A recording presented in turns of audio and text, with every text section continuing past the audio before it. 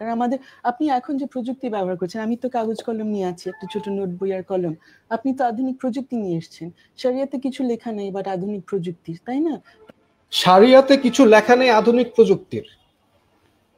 Okay, I need a moment, মানে I need a moment যে উনি এতক্ষণ যেগুলি রং ইনফরমেশন দিল সেটা তো একটা লেভেলে দিল।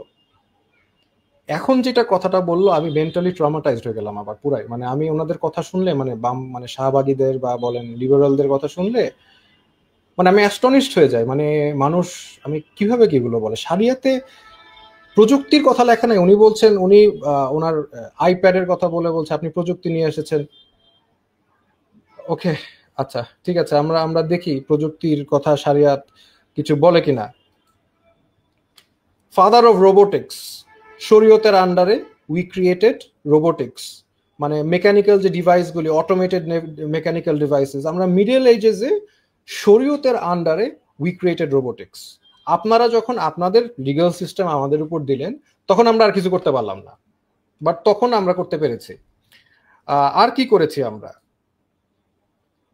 উনি যেই আইপ্যাডটা ব্যবহার করেছেন সেটা সেটা ক্রিয়েট হয়েছে অ্যালগোরিদম ব্যবহার করে। আল খারাজমি উনি অ্যালগোরিদম আবিষ্কার করেছেন। ওই অ্যালগোরিদম যদি উনি আবিষ্কার না করতেন, অ্যালজাবরা যদি আবিষ্কার না করতেন, ম্যাথমেটিক্স যদি ওনারা ডেভেলপ না করতেন, তাহলে ইউরোপ আজকেও আপনি ওই ওই আইপ্যাডটা ব্যবহার করতে পারতেন না। সো আমাদের শরীয়তই কন্ট্রিবিউট করেছে, বিকজ আমাদের ধর্মের একটা পার্ট হচ্ছে, মানে ইসলামের একটা পার্ট হচ্ছে আমরা আল্লাহকে খুঁজবো, খোঁজার মাধ্যমে এই যে টেকনোলজি, এগুলো ম্যাথমেটিক্স, আল্লাহর সৃষ্টিকে খোঁজা, এটাও একটা শরিয়ার পার্ট। এবং এটা বিশ্বাস করে ইসলামিক সায়েন্স এবং টেকনোলজিতে মোস্ট অফ ইসলামিক হিস্ট্রিতে মানে আমি বলবো তো we were in the space ages. আমরা মনে করেন রোবোটিক্স নিয়ে কাজ করছি, আমাদের মানে নৌকা দিয়ে রোবট যাচ্ছে, যে সময় মিডিয়েভালে আব্বাসিক খেলাফতের সময় মানে নৌকা দিয়ে রোবট যাচ্ছে, অটোমেটিক ফ্লাশ হচ্ছে, টয়লেটের ফ্লাশ অটোমেটিক হয়ে যাচ্ছে। এই লেভেলে আমরা ছিলাম, যেখানে আপনাদের যাদের কথা বলছেন ইউরোপের কথা, তারা হচ্ছে মানে ডার্টি, তারা ময়লা, তারা থুতু দিয়ে, সেই থুতু দিয়ে আবার মুখ ধোয়। অনেক রেফারেন্স আমি দিতে পারবো আমি যদি চাই। হ্যাঁ, তো এগুলি আপনি কি মনে করেছেন আপনি যে ইউরোপ থেকে যেগুলি শিখে এসেছেন সেগুলো কি আমাদের মুসলমানদের জন্য অ্যাপ্লাই হয়? অবভিয়াসলি শরিয়াত contributes to the sciences, it is a historical fact. আমি যদি মানে আপনি আপনি আমার কথা বিশ্বাস করবেন না তো, আপনার যে মার্ক গ্রাহাম উনি একটা বই লিখেছেন, ওয়েস্টার্নরাও এটা জানে যে how Islam created the modern world. Modern sciences is created because of the Muslims.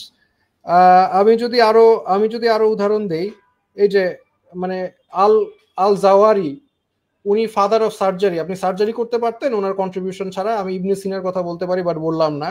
But finally আমি যার কথা আমি উদাহরণ দিব যে ইবনে আল হাইসাম। তো